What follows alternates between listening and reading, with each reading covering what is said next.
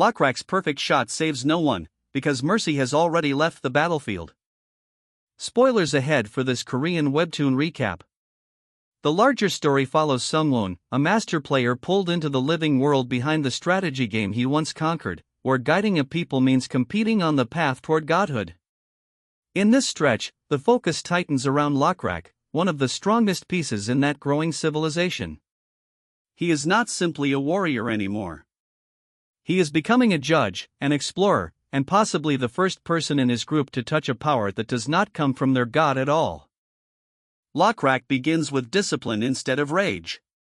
He remembers Owen's advice about archery: steady the breath, lock onto the target, and only release when the body obeys the eye. But his target is not a practice mark.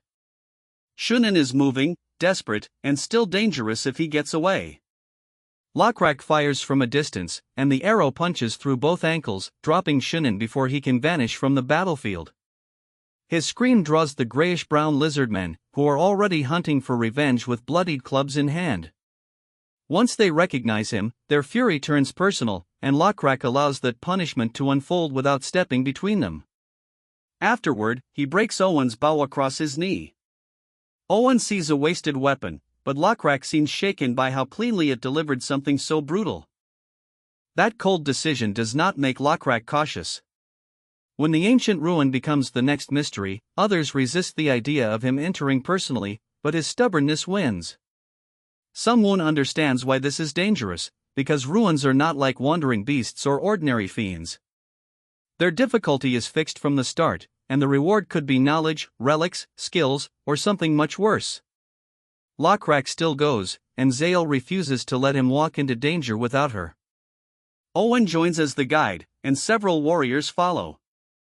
They push aside a heavy round stone at the entrance, while Zael wedges another rock beneath it so the way back cannot seal shut.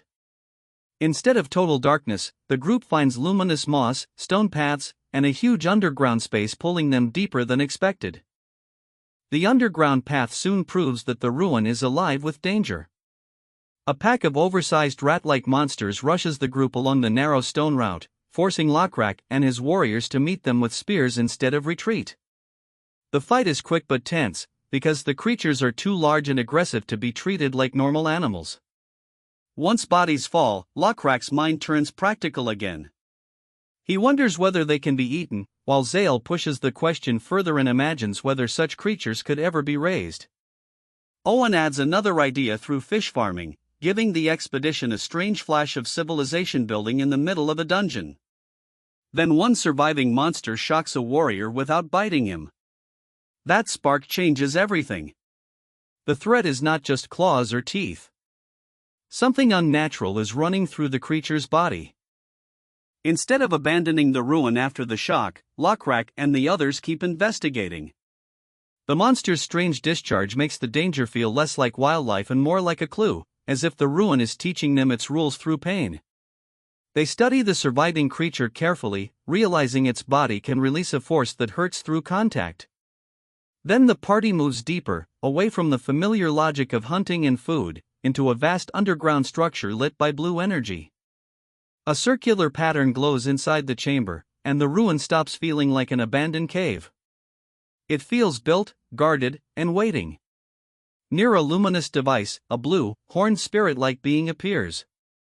It addresses the explorers as unknown strangers and welcomes them into the demonic world, turning curiosity into a direct invitation from something ancient.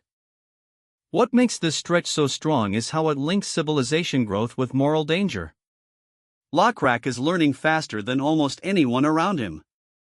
He can use Owen's technique, accept Zael's support, protect his people, and turn even monster remains into questions about food and survival. But the demonic world introduces a different kind of progress. If power can come from ancient ruins instead of Sung-Woon's divine guidance, then every new advantage may also weaken faith, loyalty, and control. Lakrak has found a doorway that could help his people advance, but the price is still hidden in the blue light. Subscribe for the next manhwa recap, because Lakrak has entered a world that offers power before explaining the cost.